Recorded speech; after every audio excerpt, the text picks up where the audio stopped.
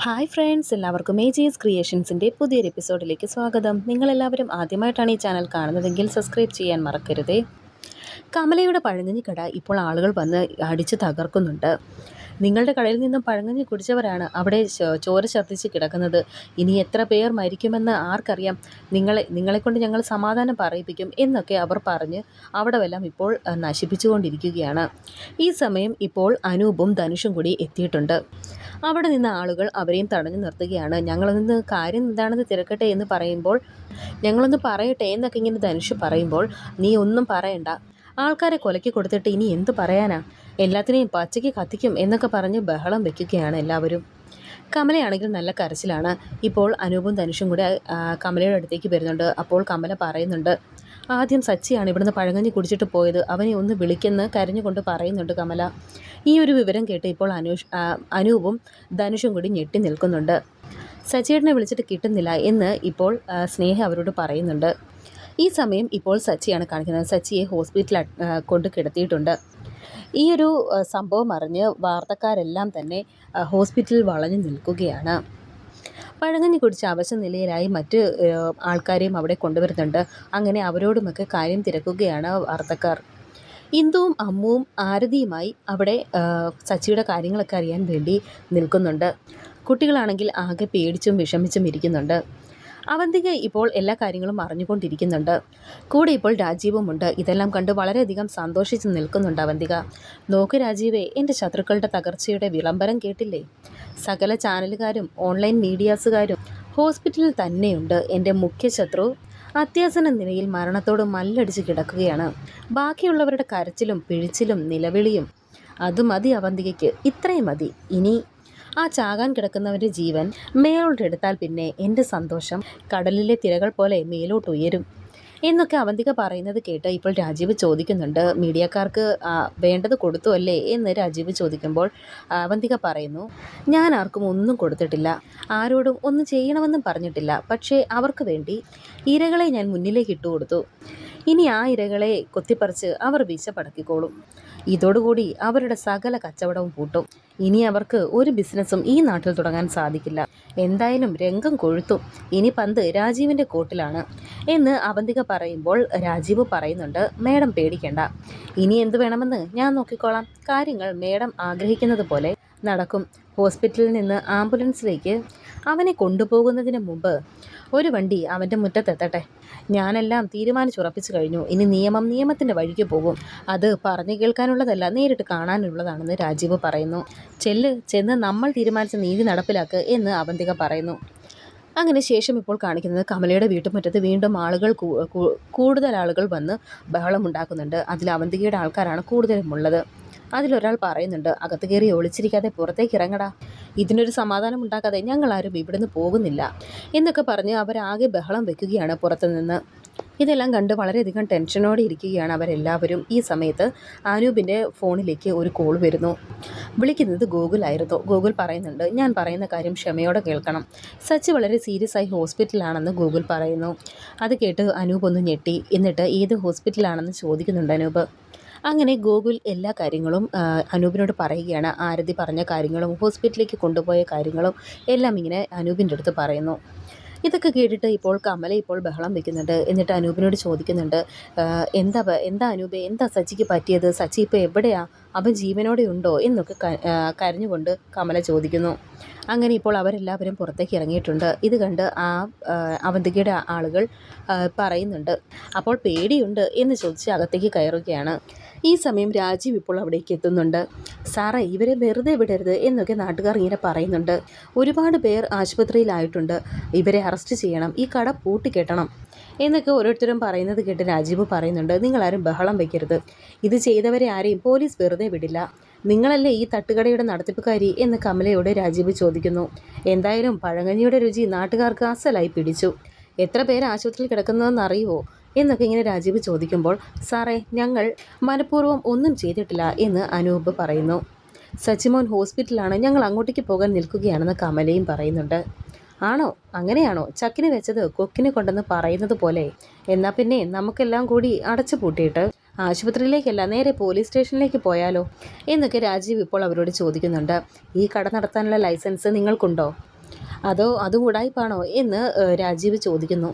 ഇതോടെ എല്ലാം സർക്കാർ സസ്പെൻഡ് ചെയ്തോളും എന്നും രാജീവ് അവരോട് പറയുന്നുണ്ട്. എന്നാൽ പിന്നെ ഇവരെ പിടിച്ച് വണ്ടിയിലേക്ക് കയറ്റ് എന്ന് കോൺസ്റ്റബിൾസിനോട് പറയുന്നുണ്ട് രാജീവ്. അങ്ങനെ ഇപ്പോൾ അവർ കമലയെ പിടിച്ചുകൊണ്ട് പോവുകയാണ്. എന്നെ ഇപ്പോൾ കൊണ്ടുപോകരുത്, എന്നെ എൻ്റെ സച്ചിമോനെ ഒന്ന് കണ്ടിട്ട് കൊണ്ടുപോയിക്കോളൂ എന്നൊക്കെ ഇങ്ങനെ കരഞ്ഞുകൊണ്ട് കമല പറയുന്നു. കമലയെ അങ്ങനെ പിടിച്ചുന്തിയും പിടിച്ച് വലിച്ചുമൊക്കെ ആയിട്ട് കമലയെ കൊണ്ടുപോകുന്നുണ്ട്. സ്നേഹയും അനഘയും ഒക്കെ കരയുന്നുണ്ട്. അനൂപും ധനുഷും ഒക്കെ ഒത്തിരി പറയുന്നുണ്ടെങ്കിൽ ഇപ്പോൾ കമലയെ അവർ പിടിച്ചു വലിച്ചുകൊണ്ടാണ് പോലീസുകാർ കൊണ്ടുപോകുന്നത്. നീയൊക്കെ പണമുണ്ടാക്കാൻ ആളെ കൊല്ലാൻ നോക്കിയിട്ട് ഇപ്പോൾ ബലം പിടിക്കുന്നോ എന്നൊക്കെ രാജീവ് ചോദിക്കുന്നുണ്ട്. പോലീസുകാർ അവരുടെ ഡ്യൂട്ടി ചെയ്യട്ടെ എന്ന് പറഞ്ഞ് ഇപ്പോൾ അനൂപിനെയും പിടിച്ചു മാറ്റുന്നുണ്ട്. അങ്ങനെ ഇപ്പോൾ കമലയെ ജീപ്പിലേക്ക് കയറ്റിയിട്ടുണ്ട്. ശേഷം കാണിക്കുന്നത് ശോഭന വാർത്ത വെച്ചിരിക്കുകയാണ്. ന്യൂസിൽ ഇപ്പോൾ കമലയെ പോലീസുകാർ കൊണ്ടുപോകുന്നതാണ് കാണിക്കുന്നത്. ഈശ്വര, ഇതാ കമലയാണല്ലോ എന്ന് ശോഭന ഇപ്പോൾ അത് കണ്ട് പറയുന്നുണ്ട്. അർച്ചനയും ഇപ്പോൾ അതെല്ലാം കാണുന്നു. എന്തൊരു കഷ്ടമാ പോലീസുകാർ കാണിക്കുന്നത്. ഇങ്ങനെയാണ് ഒരു സ്ത്രീയെ അറസ്റ്റ് ചെയ്യുന്നത്, അതും ഒരു പ്രായമായ സ്ത്രീയല്ലേ, അവരുടെ പ്രായത്തിനെങ്കിലും ഒന്ന് മാനിച്ചൂടെ എന്നൊക്കെ അർച്ചന ഇങ്ങനെ ഇത് കണ്ട് പറയുന്നുണ്ട്. അതാരാണെന്ന് മോൾക്ക് മനസ്സിലായോ എന്ന് ശോഭന ചോദിക്കുന്നുണ്ട് അർച്ചനയോട്. അമ്മ പറയാറില്ലേ ക്ഷേത്രത്തിൽ വെച്ചൊരു കണ്ട ഒരു സ്ത്രീയെക്കുറിച്ച്, അവരാണത്. അവർ ഇങ്ങനെ ദ്രോഹം ചെയ്യുന്നവരല്ല, ഞങ്ങൾ തമ്മിൽ സംസാരിച്ചിട്ടുണ്ട്, എനിക്കറിയാം എന്നൊക്കെ ശോഭന പറയുന്നുണ്ട്. പോലീസുകാർ എന്തിനവരോട് ഈ ക്രൂരത കാണിച്ചത്, രാജീവല്ലേ അതൊക്കെ കാണിക്കുന്നത് എന്നൊക്കെ ഇങ്ങനെ ശോഭന പറയുന്നുണ്ട്. രാജീവ് അങ്ങനെയുള്ള ഒരാളാണോ എന്ന് അർച്ചന ഇപ്പോൾ ശോഭനയോട് ചോദിക്കുന്നുണ്ട്. അത് പിന്നെ അതവൻ്റെ ജോലിയല്ലേ, ആളുകൾ ബഹളം വയ്ക്കുമ്പോൾ അവൻ എന്തു ചെയ്യാൻ സാധിക്കും. ജീവിക്കാൻ വേണ്ടിയിട്ടാണ് കമല ആ പഴങ്ങഞ്ഞി കട തുടങ്ങിയത്. പാവം, എന്നോട് ആ കാര്യം കഴിഞ്ഞ ദിവസം ക്ഷേത്രത്തിൽ വെച്ച് പറഞ്ഞു. ഒരു ദിവസം നമ്മൾ ഒരുമിച്ച് അവിടെ ചെന്ന് പഴങ്ങഞ്ഞി കുടിക്കുന്ന കാര്യം പറഞ്ഞിരുന്നു എന്നൊക്കെ ശോഭന പറയുന്നുണ്ട്. രണ്ടുപേർക്ക് സീരിയസ് ആണെന്നല്ലേ പറഞ്ഞത് എന്ന് അർച്ചന ചോദിക്കുന്നുണ്ട്. ഇപ്പോൾ സച്ചിയും കാണിക്കുന്നുണ്ട്. ഇയാളല്ലേ അന്ന് ഹോസ്പിറ്റലിൽ ഭാര്യയെ അന്വേഷിച്ച് ഗോകുലിൻ്റെ കൂടെ വന്നത് എന്ന് അർച്ചന ചോദിക്കുന്നു. അതെ, ഞാൻ ഓർക്കുന്നു എന്ന് ശോഭനയും പറയുന്നു. ഇത് കമലയുടെ മരുമകനായിരുന്നോ എൻ്റെ ഈശ്വര. ഈ സച്ചിയുടെ കാര്യത്തിലാണ് കമലയ്ക്ക് ദുഃഖം മുഴുവൻ. കമലയുടെ മകളെയും കുഞ്ഞിനെയും കാണാതായിട്ട് വർഷങ്ങളായി. സച്ചിയും ഭാര്യ അന്വേഷിച്ച് നടക്കുകയാണ്, ഇതുവരെ കണ്ടെത്തിയിട്ടില്ല എന്ന് ശോഭന പറയുമ്പോൾ അർച്ചന പറയുന്നുണ്ട്. എന്തായാലും ദൈവം ഇവർക്ക് കൊടുത്ത വിധി കുറച്ച് കൂടുതലായി പോയി എന്ന് പറയുന്നു. ശേഷം ഇപ്പോൾ സച്ചിയാണ് കാണിക്കുന്നത്. സച്ചി ഇപ്പോഴും വെന്റിലേറ്ററിൽ തന്നെയാണ്. ഈ സമയം അനൂപ് ഇപ്പോൾ ഹോസ്പിറ്റലിലേക്ക് എത്തിയിട്ടുണ്ട്. അനൂപ് വരുമ്പോൾ അനൂപിനെ ചാനലുകാർ വളഞ്ഞ് നിർത്തുന്നുണ്ട്. എന്നാലും അതൊന്നും ശ്രദ്ധിക്കാതെ ഹോസ്പിറ്റലിനകത്തേക്ക് ചെല്ലുകയാണ് അനൂപ്. കൂടെ അനഘയും സ്നേഹയും ഉണ്ട്.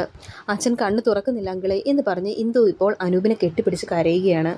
സച്ചിയച്ഛൻ ഒരുപാട് ചോര ഛർദ്ദിച്ചു എന്ന് പറഞ്ഞ് അനഘയെ കെട്ടിപ്പിടിച്ച് കരയുന്നുണ്ട് അമ്മുകുട്ടിയും. ഈ ആൻറ്റിയാണ് അച്ഛനെ രക്ഷിച്ചത്, ഞങ്ങൾ ഒത്തിരി വണ്ടിയിൽ കൈ കാണിച്ചു, പക്ഷേ ആരും നിർത്തിയില്ല എന്നൊക്കെ കുട്ടികൾ ഇപ്പോൾ കരഞ്ഞുകൊണ്ട് പറയുന്നുണ്ട്. മേഡത്തിനോട് നന്ദി പറയാൻ വാക്കുകളില്ല. ആ സമയത്ത് മേഡം അവിടെ വന്നില്ലായിരുന്നെങ്കിൽ അത് ഓർക്കാൻ കൂടി വയ്യ എന്ന് അനൂപും സന്ദീപും ഇപ്പോൾ പറയുന്നുണ്ട്. ഞാൻ രാവിലെ കോടതിയിലേക്ക് പോകാൻ പോവുകയായിരുന്നു.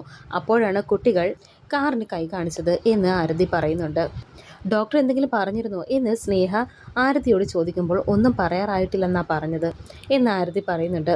ശരിക്കും എന്താണ് സംഭവിച്ചത്? ഇവിടെ വന്നപ്പോൾ വാർത്ത കണ്ടു, അപ്പോഴാണ് കാര്യം മനസ്സിലായത് എന്ന് ആരതി പറയുന്നുണ്ട് അവരോട്.